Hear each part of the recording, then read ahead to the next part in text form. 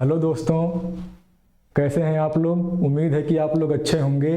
तो आइए जो है डीएलएड फोर्थ सेमेस्टर का आपका शुरू किया जाए। आपका जनवरी में पेपर जो है डीएलएड फोर्थ सेमेस्टर का होगा। और इस समय जो है आपको पूरा जितना भी प्रीवियस ईयर का पेपर है, प्रीवियस ईयर के पेपर की जो है श्रृंखला कराई जा रही है। 2023 का जो पेपर हुआ है उसमें जो है आपका लास्ट वाला जो पेपर है ये कराया जा रहा है। सतत विकास और शांति और सतत विकास वाला जो है ये कराया जा रहा है। इसके बाद फिर 22 का, फिर 2021 हो गया, 2020 हो गया, 2019, 18, 17, 16, ठीक ना। ये कंप्लीट जो है आपको कराया जाएगा। प्रीवियस ईयर का जितना भी पेपर हुआ है सब कराया जाएगा। ठीक, तो आइए जो है शुरू किया जाए। आपका पहला क्वेश्चन है मानवाधिकार आयोग। मानवाधिकार आयोग का ये देखिए जो है दिवस, मानवाधिकार आयोग दिवस जो है कब मनाया जाता है, बताइए जो है आप लोग जो है। ठीक, मानवाधिकार आयोग दिवस जो है कब मनाया जाता है, बताइए जो है।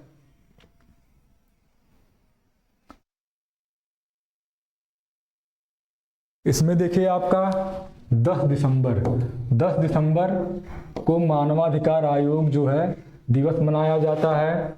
और मानवाधिकार ये जो इसमें जो इसका मुख्यालय है ये न्यू दिल्ली, दिल्ली में मुख्यालय है। और 10 दिसंबर को मानवाधिकार दिवस मनाया जाता है। अगर आपका पूछे जो है अंतर्राष्ट्रीय स्तर पर तो जो है आपका स्विट्जरलैंड, ठीक, स्विट्जरलैंड में जनेवा, ठीक ना, जनेवा, स्विट्जरलैंड में जनेवा में आपका अंतर्राष्ट्रीय मानवाधिकार आयोग का मुख्यालय है। ठीक, तो आइए जो है अगला क्वेश्चन शुरू किया जाए। संयुक्त राष्ट्र संघ की स्थापना कब हुई है, इसके बारे में बताइए। संयुक्त राष्ट्र संघ की स्थापना जो है कब हुई है, इसके बारे में आप लोग बताइए जो है। ठीक, 24 दिसंबर जो है, 24 अक्टूबर, 20 अक्टूबर संयुक्त राष्ट्र संघ यानी जो है आपका यूएनओ, ठीक ना, यूनाइटेड नेशन ऑर्गेनाइजेशन, ठीक, इसकी स्थापना कब हुई है, तो द्वितीय विश्व युद्ध समाप्त होने के बाद जो है इसकी स्थापना हुई है। और 24 अक्टूबर 1945 में इसकी स्थापना हुई है, ठीक ना। और इसके 5 स्थायी मेंबर हैं, ठीक, 5 स्थायी जो देश हैं ये क्या हैं, सदस्य हैं। कौन कौन से, तो आपका ब्रिटेन है, ठीक, ब्रिटेन है। इसके बाद जो है यूएसएसआर यानी आपका रूस है, रूस के बाद USA, United state of America, ठीक। फिर इसके बाद जो है आपका ब्रिटेन तो हो गया, इसके बाद फिर आपका जो है फ्रांस है और चीन है, ठीक। तो ये जो है आपके 5 इसके स्थायी मेंबर हैं, ठीक ना। और इसके बाद जो है, इसके बाद हर 2 साल में जो है इसके अस्थायी मेंबरों का चुनाव किया जाता है, ठीक ना। तो ये जो है 5 इसके संस्थापक सदस्य देश हैं और जो है, और यही जो है स्थायी मेंबर हैं। तो स्वाभाविक है जो स्थायी मेंबर होंगे उनके पास ज़्यादा पावर होगी, ज़्यादा उनके पास शक्तियां होंगी, ठीक। तो यह जो है यूएनओ की स्थापना 24 अक्टूबर 1945 को हुई है, यूनाइटेड नेशन ऑर्गेनाइजेशन, ठीक। आगे जो है आपका अगला क्वेश्चन, प्रतिगमन, प्रतिगमन का अर्थ क्या है। नियत व्यवहार को अपनाना, पूर्ण व्यवहार को अपनाना, उपर्युक्त में से दोनों, ठीक, इनमें से कोई नहीं जो है। इसका बताइए आप लोग जो है। इसका जो है आपका उत्तर है उपर्युक्त दोनों, ठीक, उपर्युक्त जो है दोनों जो है आपका विकल्प सी सही है। यानी नियत व्यवहार को अपनाना और पूर्ण व्यवहार को अपनाना दोनों जो है इसमें ऑप्शन सही है, ठीक। भावात्मकता, भावात्मकता एकता समिति 1961 के अध्यक्ष थे डॉक्टर जाकिर हुसैन, इंदिरा गांधी, डॉक्टर पूर्णानंद स्वामी और डॉक्टर संपूर्णानंद जो है, तो इसमें आपका जो है यह जो है डी वाला सही है, ठीक ना। ये देखिए भावनात्मक एकता समिति जो है, यह देखिए कहीं न कहीं एक आपका एक ट्रस्ट के रूप में जो है ना, जिसे जो कहीं न कहीं सामाजिक सौहार्द बनाना जो है, जो वंचित हैं, शोषित हैं, पीड़ित हैं और शिक्षा के क्षेत्र में, सोशल वर्क के क्षेत्र में इनकी जो है बहुत मुख्य भूमिका रही है, ठीक। तो उस समय जो है इसके अध्यक्ष जो है डॉक्टर संपूर्णानंद को बनाया गया था, ठीक ना। आइए जो है आपका अगला सवाल देखा जाए।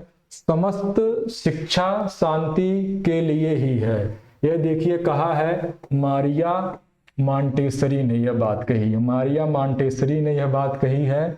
और यह जो है एक चिकित्सक थी, यह जो है इटली की थी, यह जो है इटली की थी और एक चिकित्सक और समाजशास्त्री थी मारिया मॉन्टेसरी जो है, जिन्होंने समस्त शिक्षा शांति के लिए है, ठीक ना। शिक्षा का मुख्य उद्देश्य क्या है, शांति जो है, तो इनका जो है यह अपना जो है कॉन्सेप्ट था। आइए अगला क्वेश्चन जो है अति लघुत्तरी क्वेश्चन किया जाए जो है, ठीक ना। तनाव की एक परिभाषा है, तनाव की परिभाषा क्या होगी। देखिए बहुत व्यवहारिक क्वेश्चन है। स्ट्रेस या तनाव, स्ट्रेस या तनाव हमारे शरीर की एक स्वाभाविक प्रतिक्रिया है, स्वाभाविक जो है, ठीक ना। यानी स्वाभाविक यानी जो है यह जो है हमारे चाहने या ना चाहने पर निर्भर नहीं, भाई कोई चाहेगा कि हमको तनाव हो, स्वाभाविक है, यह तो परिस्थितियों के अनुसार तनाव होता है ना, ठीक। जिसका अनुभव हमें तब होता है जब हम किसी दबाव में काम करते हैं, ठीक ना, और उस काम को करने में असमर्थ महसूस करते हैं। हालांकि थोड़ा तनाव होना हमारे लिए अच्छा ही होता है, जिससे बिना किसी समस्या के कार्य जो है पूरा भी हो जाए, समस्या के कार्य पूरा भी हो जाए। तो यहाँ थोड़ा बहुत स्ट्रेस जो है जरूरी भी है, ताकि जो है कहीं ना कहीं संतुलन जो है बना रहे, ठीक ना। आपके जीवन का संतुलन जो है बना रहे, तो दुख भी जरूरी है कहीं ना कहीं जो है, थोड़ा बहुत तनाव भी जरूरी है, नहीं तो फिर तो आप तो अपने मद में चूर रहेंगे, जो आपको समझ में आएगा आप वही काम करेंगे, ठीक ना। यही बात यहाँ कही जा रही है तनाव या स्ट्रेस के बारे में, ठीक। और देखिए जो है आपको यह लगभग जो है 30 शब्दों में, ठीक ना, यह जो है 30 शब्दों में यह क्वेश्चन लिखना है, तो उसी अनुसार जो है आप लिखिएगा अपने पेपर में 30 शब्दों में आपका जो है यह अति लघु उत्तरी क्वेश्चन, ठीक, अति लघु उत्तरी, ठीक ना, अति लघु उत्तरी प्रश्न जो है, ठीक। इसके बाद फिर आपका जो है लघु उत्तरी आएगा, उसको लगभग आपको 50 शब्दों में लिखना है, ठीक। तो यहाँ पर देखिए आपका क्वेश्चन कम है, ठीक ना। तो आइए जो है आपका अगला सवाल देखा जाए। व्यक्तित्व की परिभाषा, व्यक्तित्व यानी जो है आपकी पर्सनालिटी जो है, व्यक्तित्व की परिभाषा जो है, ठीक ना। आइए जो है तो व्यक्तित्व वह है जो व्यक्ति सोचता है, महसूस करता है और व्यवहार करता है। यह इस बात को प्रभावित करता है कि व्यक्ति अपने पर्यावरण के साथ, इन्वायरमेंट के साथ कैसे बातचीत करता है। व्यक्तित्व अपना व्यक्तित्व आमतौर पर स्थिर होता है, हालांकि यह पर्यावरणीय कारकों से प्रभावित हो सकता है, यानी इन्वायरमेंट से प्रभावित हो सकता है, ठीक ना। इस क्वेश्चन को आप बहुत ध्यान से समझिएगा कि इसमें कहा क्या जा रहा है। हालांकि यह पर्यावरणीय कारकों से, इसका मतलब आप समझ रहे हैं, यह जो है पर्यावरणीय कारकों से आप जो है कहीं ना कहीं जो है यहाँ पर जो बात हो रही है, इसका मतलब क्या है, पर्यावरणीय कारकों का मतलब क्या है। अब बताइए जो है, अब जो बच्चे आप देखे होंगे, तालिबान हो गया अफगानिस्तान में, जो बच्चे हैं बहुत कम उम्र के बच्चे हैं, बंदूक चला रहे हैं, ठीक ना। वहाँ आप देखते हैं कि वीडियो जारी करते हैं, गला रेतते समय जो है वीडियो वहाँ पर शूट करते हैं, आपको वीडियो मिल जाएगा। तो सोचिए जो उस इन्वायरमेंट में पला बढ़ा है उसके अंदर कितनी कठोरता रहेगी। स्वाभाविक है, यही तो आपका इन्वायरमेंट है। जो जिस इन्वायरमेंट में पला बढ़ा रहता है उसी आधार पे उसके अंदर कठोरता रहती है। अब तालिबानियों से या जो उग्रवादी हैं, जो आतंकवादी हैं, जो मानव बम के साथ जो है आराम से किसी भी देश में किसी भी जगह पे प्रवेश कर सकते हैं, उनको अपने जीने मरने की कोई जो है उनको कहीं ना कहीं कोई समस्या नहीं होती है, कोई दुख या कोई पीड़ा नहीं होती है। तो वह सोचिए उसके अंदर कितनी कठोरता होगी, उस व्यक्ति के अंदर जो है कितनी ज़्यादा कठोरता होगी। तो कहीं न कहीं ऐसे पर्यावरण में वह पला है, उस आधार पे उसका माइंड वॉश किया गया है, माइंड वॉश किया गया है।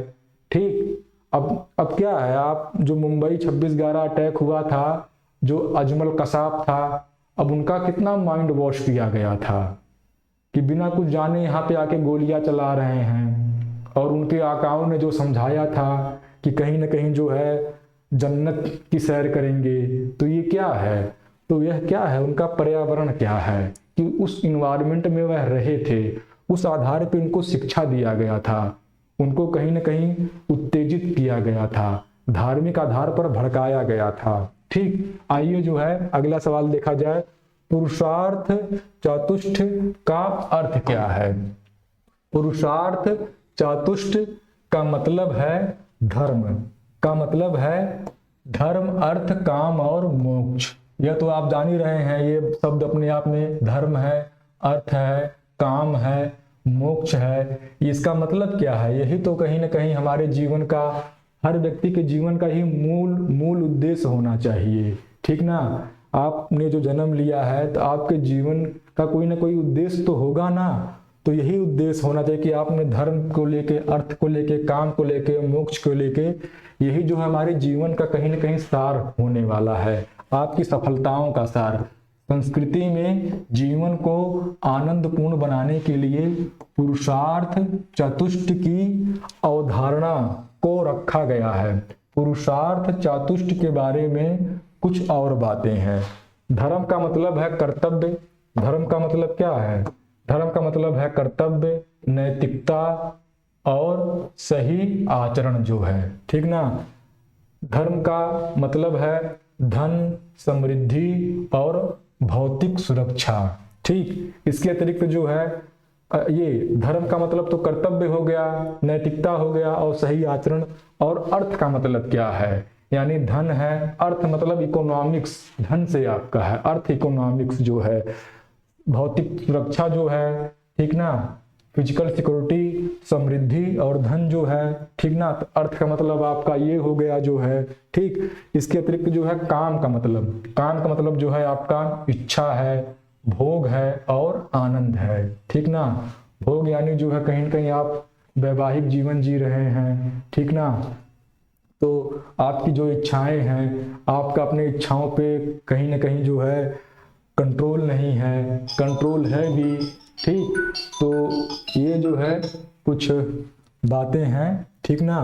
तो ये इसका मतलब जो है आपका काम है। इसके अतिरिक्त जो है आपका मोक्ष का मतलब जो है यह व्यक्ति का सबसे अंतिम उद्देश्य होता है, मुक्ति है, आत्मज्ञान है। आत्मज्ञान यानी अपने के बारे में जानना जो है, ठीक ना। और जीवन का अंतिम लक्ष्य जो है कि आपके जीवन का अंतिम लक्ष्य क्या है, आप क्या चाहते हैं, ठीक ना।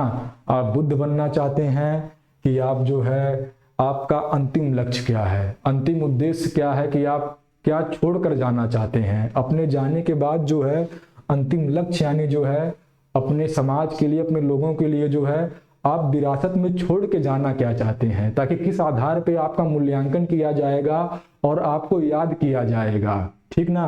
तो यही जो है व्यक्ति के जीवन का अंतिम लक्ष्य होता है। ठीक, तो जो है पुरुष के चतुष्ट का मतलब यही आपका हो गया, धर्म है, अर्थ है, काम है, मोक्ष है, ठीक ना। एकदम समझ लीजिए कि एकदम आपको, आपके लिए जो है यह जो श्रृंखला चलाई जा रही है डीएलएड के अंतर्गत, इससे बेहतर आपको कहीं नहीं मिलने वाला है।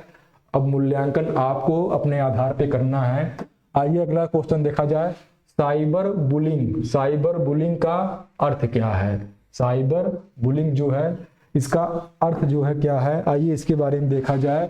साइबर बुलिंग का मतलब है किसी व्यक्ति को डराने या धमकाने के लिए इलेक्ट्रॉनिक संचार का इस्तेमाल करना। यह एक तरह की ऑनलाइन बदमाशी है जो आम तौर पर सोशल मीडिया, ईमेल या मैसेजिंग के जरिए की जाती है।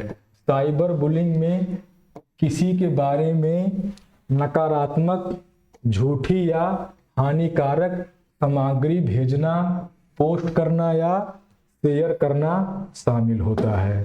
ठीक, तो ये देखिए जो है आपका साइबर बुलिंग है। ठीक ना, आज के समय में देखिए ये अपने कहीं ना कहीं चरम पे है। चरम का मतलब जो है कब आपके अकाउंट से पैसा निकल जाएगा, ठीक ना, और तमाम तरह का फ्रॉड किया जा रहा है, लोगों की प्राइवेसी भंग की जा रही है सोशल मीडिया के द्वारा जो है। तो आप देख ही रहे हैं इस समय जो है प्राइवेसी किस तरह भंग की जा रही है। ठीक, तो ये जो है आपका साइबर बुलिंग है। ठीक, मानवाधिकार शिक्षा, मानवाधिकार शिक्षा के कोई दो उद्देश्य, मानवाधिकार शिक्षा के कोई दो उद्देश्य बताइए जो है ह्यूमन राइट। ठीक ना, तो लोगों को मानवाधिकार और मौलिक स्वतंत्रता के प्रति सम्मान करना। देखिए, लोगों को मानवाधिकारों और मौलिक स्वतंत्रता के प्रति सम्मान को बढ़ाना। इसके अतिरिक्त जो है लोगों को सहिष्णुता, लैंगिक समानता और मैत्री को बढ़ावा देना, लोगों के स्वतंत्र समाज में भाग लेने में सक्षम बनाना। ठीक ना, लोगों में शांति बनाए रखने के लिए संयुक्त राष्ट्र यानी यूएनओ की गतिविधियों के प्रति जागरूकता बढ़ाना। तीसरा जो है इसके अतिरिक्त जो है अगला जो है समाज में बदलाव लाने के लिए लोगों को प्रेरित करना, गरीबी, हाशिए पर पड़े और कमजोर वर्गों के लिए सामाजिक न्याय की भावना का बढ़ावा देना। भाई अब यही तो मुख्य मतलब होता है।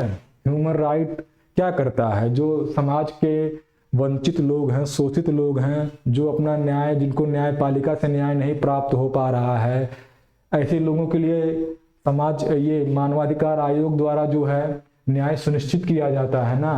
तो यही बात यहाँ पर हो रही है कि मानवाधिकार के वहाँ पर तो केवल 2 पूछा गया था। देखिए हमने जो है आपको 6 पॉइंट बता दिया जो है, ठीक ना, कि यह जो है मुख्य बातें जो है मानवाधिकार आयोग जो है कहीं ना कहीं कर रहा है। ठीक, आइए जो है अगला क्वेश्चन देखा जाए। चरित्र निर्माण करने वाले किन्हीं 2 कारकों का उल्लेख कीजिए। चरित्र निर्माण करने वाले किन्हीं 2 कारकों का उल्लेख करिए। चरित्र निर्माण के लिए नम्रता, ठीक ना, नम्रता, अहिंसा, क्षमाशीलता, गुरु सेवा, शुचिता, आत्मसंयम, दानशीलता, स्वाध्याय, तपस्या और त्याग परायणता जैसे गुण विकसित करने चाहिए जो है, ठीक ना। तो यह जो है चरित्र निर्माण में तो पहला तो आपका गुण हो गया और इसके बाद दूसरा आपका ऑनेस्टी यानी ईमानदारी। तो आपके अंदर कौन कौन से गुण होने चाहिए ताकि आपके चरित्र का बेहतर निर्माण हो, ठीक ना। तो चरित्र निर्माण के लिए नम्रता, अहिंसा, क्षमाशीलता, गुरु सेवा, शुचिता, आत्मसंयम, दानशीलता, स्वाध्याय, तपस्या और त्याग परायणता जैसे गुण विकसित करना जो है, ठीक। इसके अतिरिक्त जो है ईमानदारी और निष्ठा महत्वपूर्ण गुण है। ईमानदारी के साथ साथ हम विश्वसनीयता, ठीक ना, सबसे बड़ा जो है आपके लिए विश्वसनीयता, प्रतिबद्धता, ठीक ना, कितना आप जो है आपका काम, आप जो है कितना डेडिकेशन आपके अंदर जो है, कितना आप प्रतिबद्ध हैं, समर्पित हैं, ठीक, और खुलेपन को जोड़ते हैं, खुलेपन को जोड़ते हैं। तो चरित्र निर्माण में आपका गुण हो गया और ईमानदारी जो है, यह 2 महत्वपूर्ण तत्व हैं या होना चाहिए, तब एक बेहतर चरित्र का निर्माण संभव हो पाएगा, ठीक ना। आगे देखिए व्यवहारवाद की अवधारणा। व्यवहारवाद की अवधारणा को स्पष्ट कीजिए। आइए इसके बारे में देखा जाए। व्यवहारवाद एक सिद्धांत है। व्यवहारवाद जो है एक सिद्धांत है जिसके मुताबिक किसी व्यक्ति का व्यवहार उसके पर्यावरण से होने वाली उत्तेजनाओं पर निर्भर करता है। ठीक ना। व्यवहारवाद में व्यवहार में सीखने की प्रक्रिया को कंडीशनिंग कहा जाता है। व्यवहारवाद में पर्यावरण से होने वाली उत्तेजनाओं को प्रतिक्रिया देने के तरीके से व्यवहारवाद को समझा जाता है। व्यवहारवाद में मनोवैज्ञानिक घटनाओं से ज़्यादा पर्यावरण से जुड़ी उत्तेजनाओं पर ध्यान दिया जाता है। ठीक, तो ये देखिए आपके कुछ पॉइंटों में बताया गया है कि व्यवहारवाद का सिद्धांत क्या है। ठीक ना। तो कहीं न कहीं सब देखिए आपके चरित्र का निर्माण हो गया।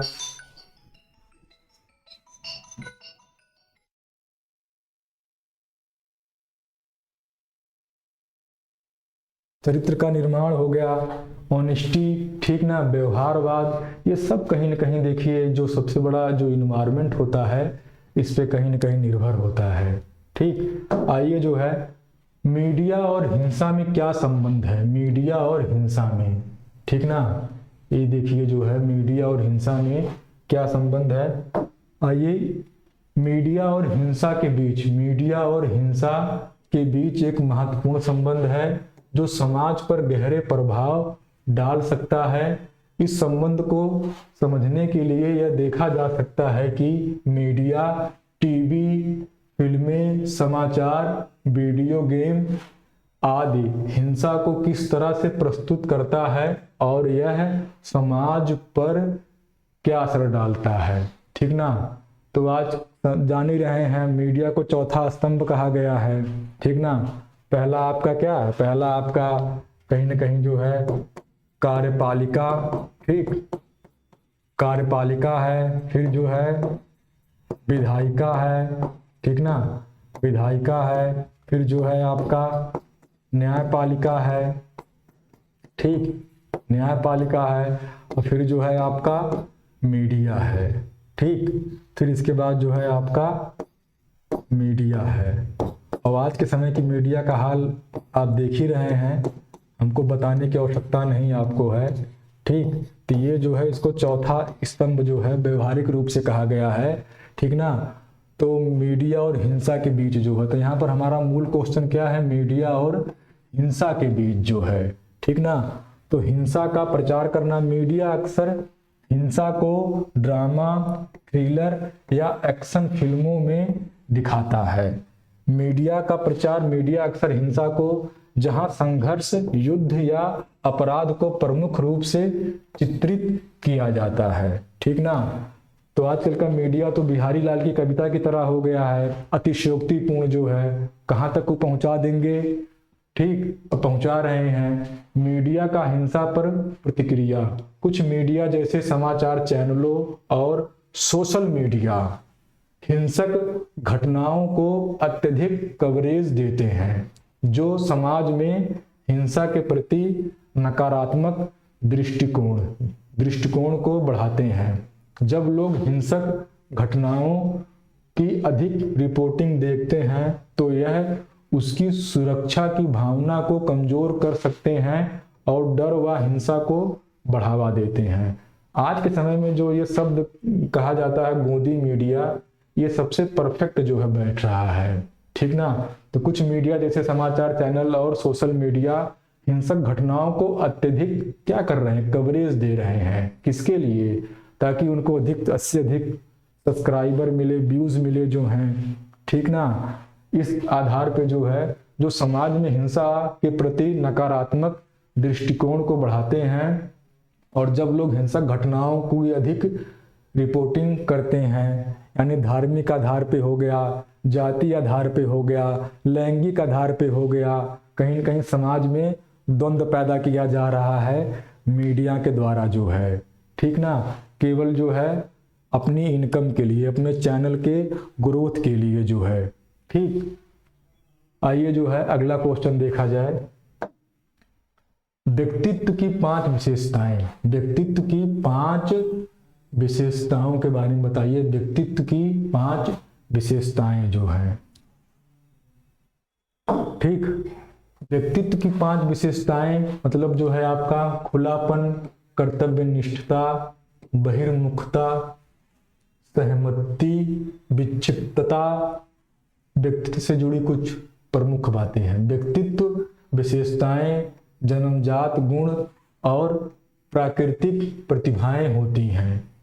कार्यस्थल पर व्यक्तित्व विशेषताएं यह बताती है कि कोई व्यक्ति किसी काम को कितनी कुशलता से कर सकता है, ठीक ना।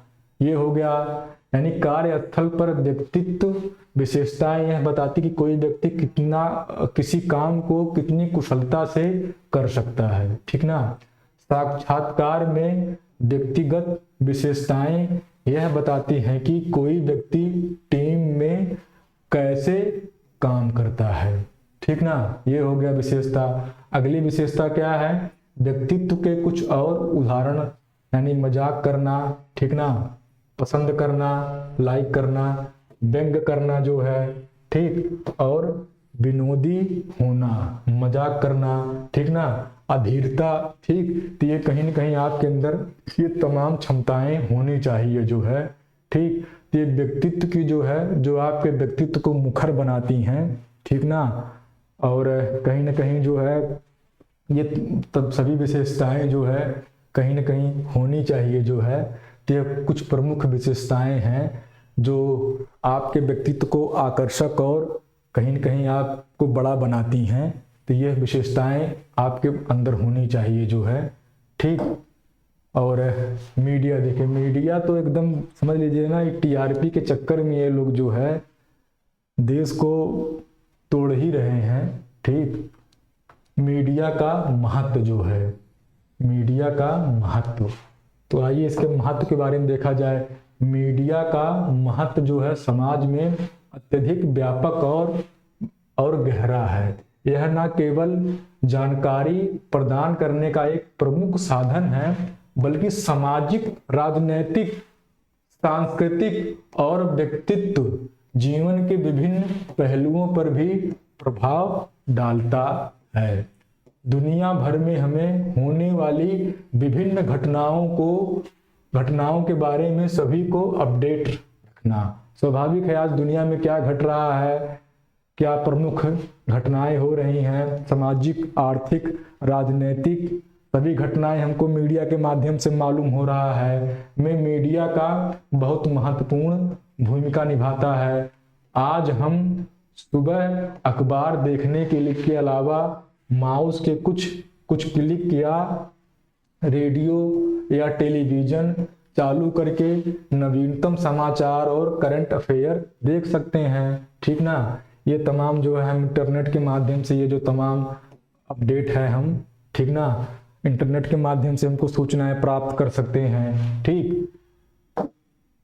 और देखिए मीडिया जो है, मीडिया में प्रमुख जो है टेलीविज़न आपका है, न्यूज़पेपर प्रमुख साधन है, इंटरनेट है, ठीक ना, और रेडियो है, मैगजीन है। तो ये तमाम जो है मीडिया के साधन हैं जिससे हमको खबरें प्राप्त हो रही हैं और हम जान रहे हैं, ठीक ना। और नीति मीमांसा के प्रमुख सिद्धांत, नीति मीमांसा के प्रमुख सिद्धांत के बारे में बताइए जो है। तो नीति मीमांसा के प्रमुख सिद्धांत जो है, ठीक। आइए इसके बारे में। अरस्तु का मानना था कि सर्वोच्च शुभ आनंद या कल्याण है, यानी सर्वोच्च शुभ आनंद या कल्याण है। अरस्तु ने सद्गुणों के बारे में मध्यम मार्ग का सिद्धांत प्रस्तुत किया, एकदम जो गौतम बुद्ध ने कहा था मध्यम मार्ग जो है, ठीक ना। अरस्तु के मुताबिक जो है सद्गुण मनुष्य की ऐसी स्थायी मानसिक अवस्था है जो निरंतर अभ्यास से विकसित होती है। यानी जो है अरस्तु के मुताबिक सद्गुण मनुष्य की ऐसी स्थायी मानसिक अवस्था है जो निरंतर, यहाँ पर आपको क्या है, निरंतर अभ्यास करते रहना है, ठीक ना। तभी आप जो है कहीं न कहीं एक नीतिवान व्यक्ति हो पाएंगे, ठीक ना। अरस्तु ने सद्गुणों को दो वर्गों में बांटा है, सद्गुण और नैतिक सद्गुण जो है, ठीक ना। प्लेटो ने शुभ के प्रत्यय को सर्वोच्च शुभ माना है। ठीक, थोड़ा देखिए अलग पॉइंट हो गया है। प्लेटो कौन थे? प्लेटो जो है अरस्तु के गुरु थे। अब यहाँ अरस्तु के बाद जो है उनके गुरु का भी जो है विचार यहाँ पर दिया गया है। प्लेटो अपने प्रत्यय के सिद्धांत के लिए प्रसिद्ध हैं। ठीक ना, प्रत्यय के सिद्धांत के लिए प्रसिद्ध हैं। ठीक ना। प्लेटोनिक यथार्थवाद को आदर्शवाद का एक स्वरूप माना जाता है। ठीक, तो ये जो है नीति मीमांसा के कुछ प्रमुख सिद्धांत हैं। ठीक ना, जो आपके व्यवहार में परिवर्तन किस प्रकार होगा, जो है आप एक नीतिवान व्यक्ति। आइए जो है वैश्वीकरण की आवश्यकता पर महत्व पर प्रकाश डालिए। ये देखिए आपका संभवतः नहीं, इसके बाद और एक क्वेश्चन है। वैश्वीकरण यानी जो है आपका एलपीजी। ठीक ना, जो हमारे यहाँ कब आया था? मनमोहन सिंह जब वित्त मंत्री थे 1991 में। नरसिंह राव। ठीक ना, वीपी नरसिंह राव जो है जब हमारे यहाँ क्या थे? प्राइम मिनिस्टर थे। और मनमोहन सिंह जो है फाइनेंस मिनिस्टर थे, वित्त मंत्री थे। तब यह अवधारणा हमारे देश में लागू हुआ था, वैश्वीकरण यानी ग्लोबलाइजेशन, प्राइवेटाइजेशन। ठीक, एलपीजी। तो वैश्वीकरण जो है दुनिया के देशों को आर्थिक, सामाजिक, सांस्कृतिक और राजनीतिक रूप से जोड़ने की प्रक्रिया है। भारत में वैश्वीकरण की नीति 1991 में शुरू की गई थी। यानी इसका देखिए मूल मतलब अगर आपका कहा जाए ना एलपीजी, तो दुनिया के लिए अपने बाजारों को खोलना। अब जब दुनिया के लिए लिबरलाइजेशन, प्राइवेटाइजेशन, ग्लोबलाइजेशन। ठीक ना, तो दुनिया के लिए अपने बाजारों को खोलना। तो दुनिया के लिए अपने बाजारों को खोलना तो यहाँ पर जो है व्यापारिक दृष्टि से कहा गया था। लेकिन अब अगर व्यापार किया जाएगा तो केवल आप व्यापार तो करेंगे नहीं कि केवल आप मुनाफा कमाएंगे। अब आप कहीं किसी देश में किसी नए भूभाग में आप जाएंगे तो फिर वहाँ पे आप सामाजिक जो है आपका सामाजिक परिवर्तन भी होगा, आर्थिक तो होगा ही, ये सांस्कृतिक भी होगा। ठीक ना, और राजनीतिक भी होगा। ठीक, तो स्वाभाविक है मूल उद्देश्य तो आपका आर्थिक ही रहता है। लेकिन जब आप वहां जाएंगे तो आपको सब तरह के परिवर्तन जो है वहां पर दिखाई देंगे जो है। ठीक ना, कुछ आप उनको सिखाकर आएंगे, कुछ आप उनका अनुसरण करेंगे। ठीक, तो ये जो है कहीं न कहीं सांस्कृतिक, सामाजिक, राजनीतिक रूप से जो है दुनिया कहीं न कहीं एक मंच पे आई है। दुनिया को एक मंच पे लाना है। ठीक ना, वैश्वीकरण से दुनिया भर के लोगों का जीवन स्तर बढ़ा है। वैश्वीकरण से दुनिया भर में अर्थव्यवस्थाओं का विकास हुआ है। ये इसके अतिरिक्त जो है वैश्वीकरण से सांस्कृतिक आदान प्रदान बढ़ा है, स्वाभाविक है। वैश्वीकरण से कंपनियों के बीच वित्तीय आदान प्रदान की अनुमति मिली है।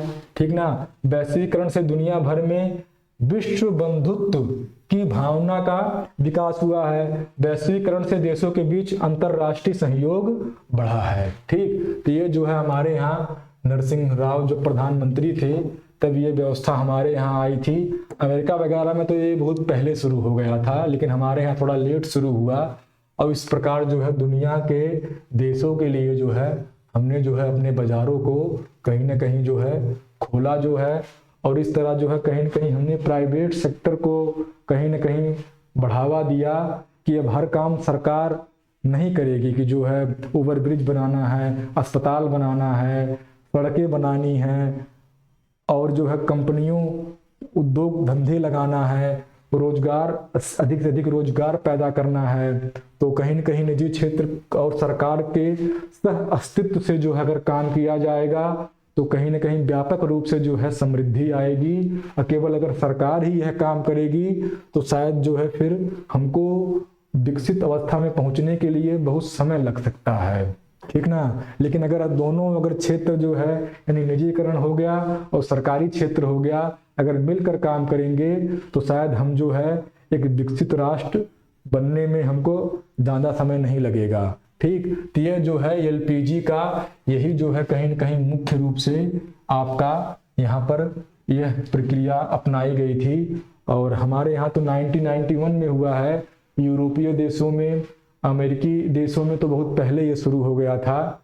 मतलब कि ठीक ना, जब से आपने वहाँ देखा यूएनओ की स्थापना 1945 में जो है यूएनओ की स्थापना हुई, इसके बाद तमाम नए देश उभर कर आए जो है, ठीक ना। साम्राज्यवाद को ख़त्म करना, उपनिवेशवाद को ख़त्म करना जो है, ठीक, तो तमाम जो है उस समय जो है आपको परिवर्तन दिखाई देगा। ठीक ना। समाजीकरण, समाजीकरण के प्रमुख अभिकरण क्या है, इसके बारे में बताइए। जो है ये आपका लास्ट क्वेश्चन है, ठीक ना, समाजीकरण के बारे में। ठीक, समाजीकरण के प्रमुख अभिकरण है परिवार। ठीक ना, स्वाभाविक है समाज में क्या होगा, समाज किससे बनता है, समाज परिवार से बनता है। स्कूल है, सहकर्मी है, मास मीडिया है, ठीक ना, मास मीडिया, ठीक ना। ये जो है समाजीकरण के प्रमुख अभिकरण, यानी ये जो है साधन, अभिकरण मतलब क्या होता है, साधन होता है। समाजीकरण एक ऐसी प्रक्रिया है जिसके जरिए व्यक्ति समाज के व्यवहार, रीति रिवाज, गतिविधियां सीखता है। समाजीकरण के जरिए व्यक्ति जैविक अस्तित्व से सामाजिक अस्तित्व में बदलता है।